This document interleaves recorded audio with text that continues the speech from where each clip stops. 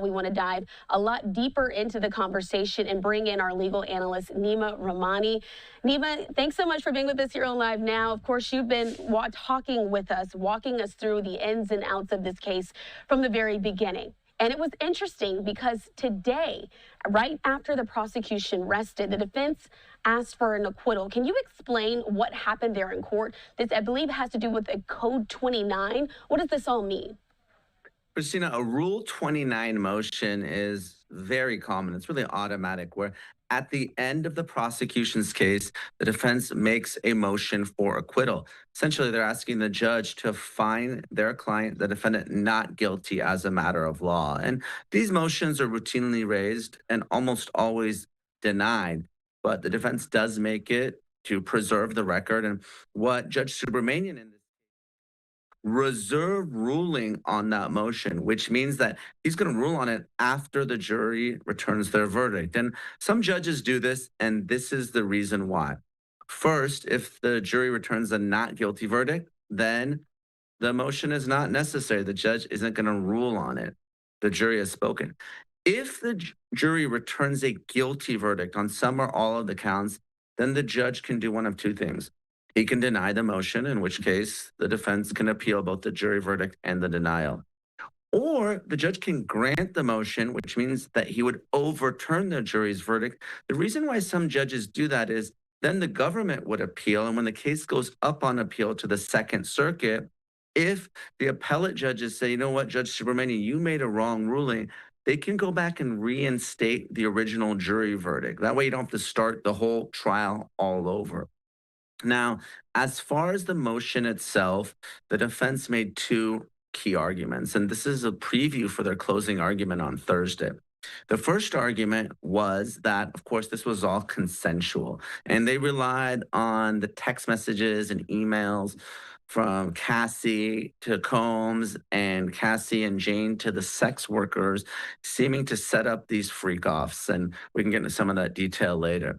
The other argument that they made was an interesting one, and it relates to racketeering and the conspiracy. And the argument was this, Christina, that the employees of Bad Boy Entertainment, right, the 6 assistants that testified, even though they may have bought drugs for Diddy, they weren't aware of what was happening behind the scenes with respect to the sexual activity. So the argument is this: there was no conspiracy to commit sex trafficking or no conspiracy to commit racketeering because the employees were in the dark, and Diddy and Cassie and Diddy and Jane were doing this all on their own.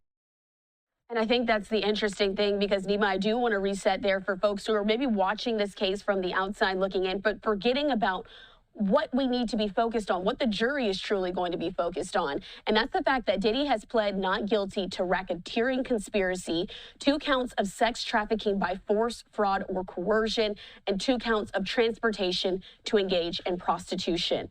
And so as you've been looking at some of this information as it's come out of the courtroom, some of what the prosecution has brought up, you did point to some of those specific charges, but what do you feel they did a particularly good job on attempting to prove?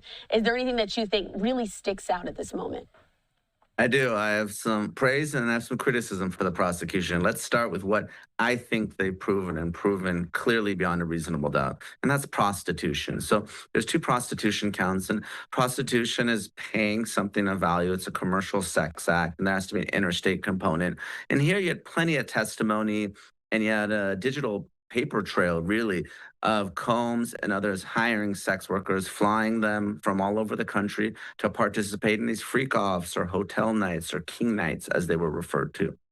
The problem with prostitution, and it's called the Mann Act, is it's by far and away the least serious charge here. It only carries a potential 5-year maximum sentence in federal prison. And I expect that if Combs is convicted of just prostitution, he's probably going to get time served. He's going to walk a free man. So we really need to focus on the more serious charges, which are racketeering and sex trafficking. I think the prosecution has done a better job on racketeering, and this is why. When people think of racketeering or RICO, they think of the mob. There has to be a criminal enterprise, and typically it's a drug cartel or street gang, some sort of organized crime. But you can have it in a case like this, as long as there's, a loose association of 2 or more people and Combs is the one calling the shots. And that's what the government argued in this case. And when it comes to racketeering, you need that criminal enterprise, but you also need a pattern of racketeering activity. So, what is that? That's just two or more racketeering acts over a 10-year period. And there are different types of racketeering acts. We've been focused on sex trafficking, but Christina, you can get to racketeering in this case without sex trafficking. Here are some other potential racketeering charges or predicate crimes, as they're called. There is extortion. So Combs shaking down Cassie's mom, Regina Ventura, for $20,000. That's a racketeering act. Bribery. Combs paying the Intercontinental Hotel security $100,000 for that hotel surveillance video. That can be a racketeering act. Arson, of course, we heard about Kid Cudi's Porsche being set on fire. Kidnapping, even moving someone a short distance. So when Combs was dragging Cassie Ventura by the hair in 2016, that's kidnapping. Obstruction of justice, intimidating witnesses not to testify. That's also potential racketeering act and prostitution. So there's many, many ways that the government can get to racketeering, even if they lose on sex trafficking. I do think sex trafficking is the hardest count to prove, and this is why. Sex trafficking requires force, fraud, or coercion. And in this particular case, the government is focused on force, the physical violence, and coercion. And coercion can be drugs, coercion can be financial manipulation, could be extortion, holding those freak off videos over the heads of the victims. I think the challenge here is, and there's two of them.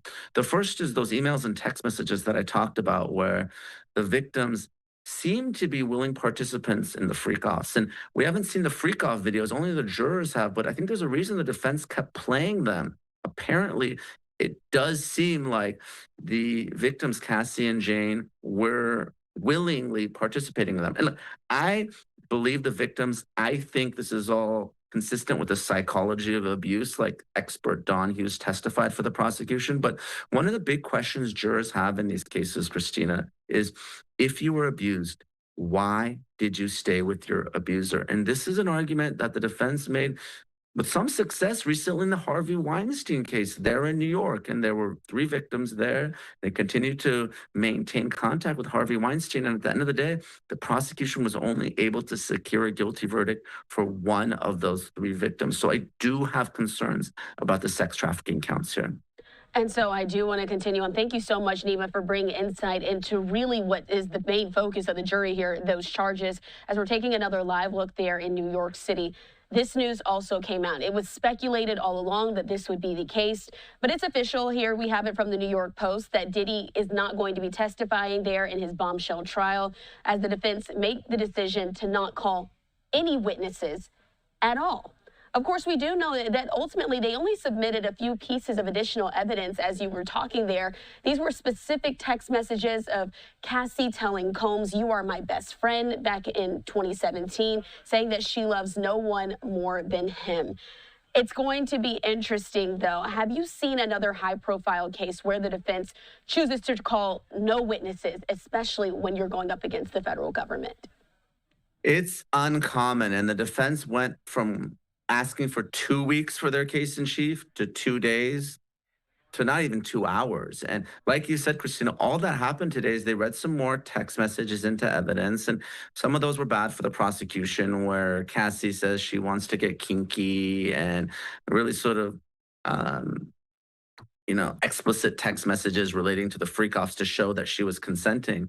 And then after that, all there were stipulations. So a stipulation is when the parties agree to evidence. And there were multiple stipulations that were read into the record. And it was really about inconsistent testimony of many of the witnesses, in particular, what they told law enforcement that was different from what they testified at trial. So you had these stipulations related to many of the witnesses, Daniel Phillip, one of the sex workers, Don Richard, the member of Danity Kane, victim Mia, Brianna Bongalon, Cassie's former best friend.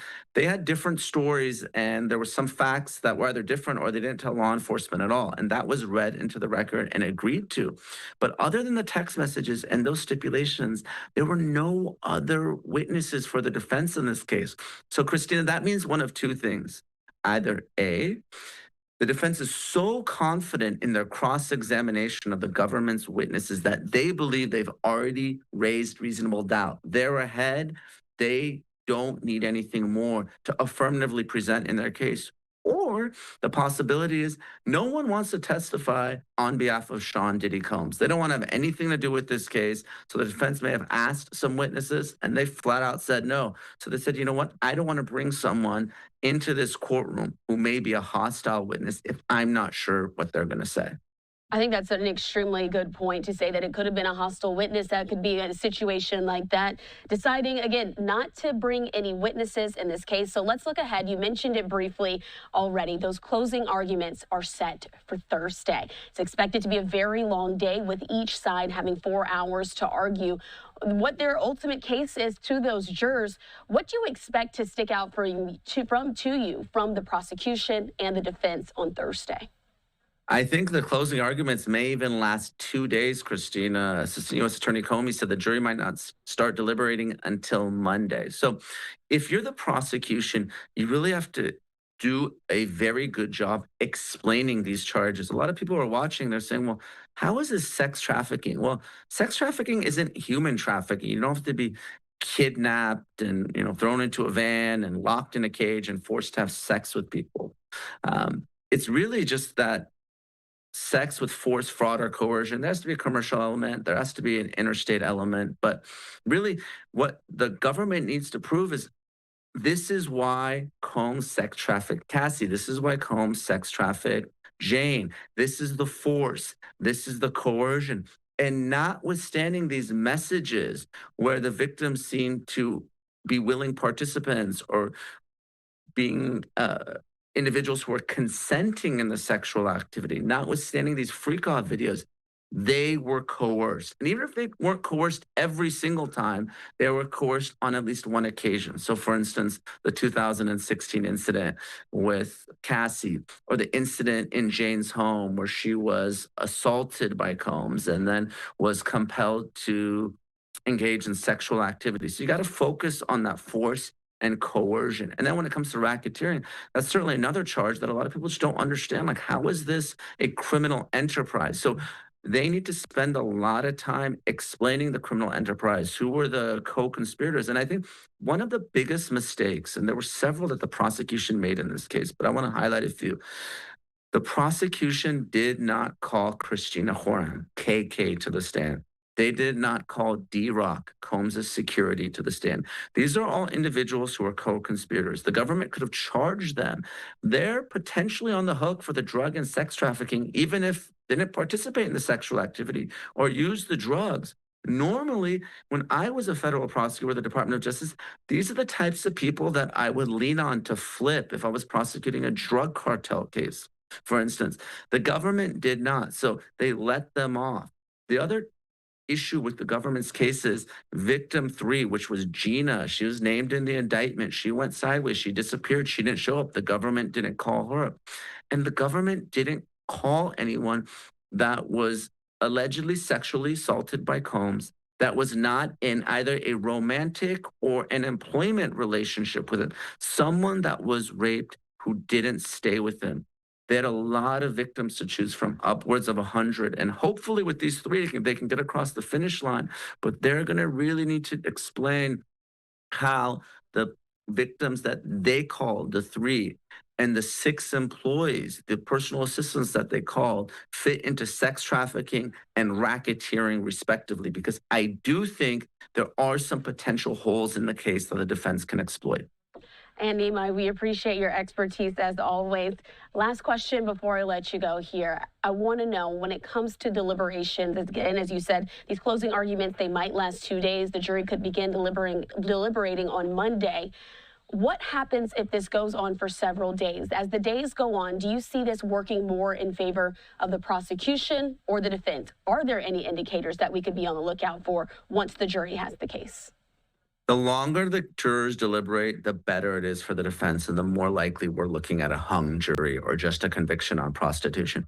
When it comes to these charges, both in terms of the celebrity factor and you're talking about sexual assault, and many of these assaults weren't reported until years after the fact. The jurors, they have preconceived notions that they bring into that courtroom. There are some jurors that believe that sexual assault is an underreported crime, and there's a reason victims don't report their abusers. I'm one of them, Christina. But there are also jurors that believe that sexual assault and sexual abuse can be falsely reported, and these victims are doing so for money, fame, or revenge. That's why it's hard to get 12 out of 12 jurors unanimously to agree on the facts in a case like this. So we'll see if this starts going on until Thursday or Friday late next week, and you and I are on live now having a conversation. I would start to grow concerned if I were the government in this case. All right, you heard it there from Neama Rahmani, our legal analyst, who's been with us every step of the way, especially in this Sean Diddy Combs trial. We appreciate you as always. I'm sure we'll be catching up next week as maybe we get that verdict. Will be interesting to look out for it. Thanks again, Neama. Thanks, Christina. Talk to you soon. Talk soon.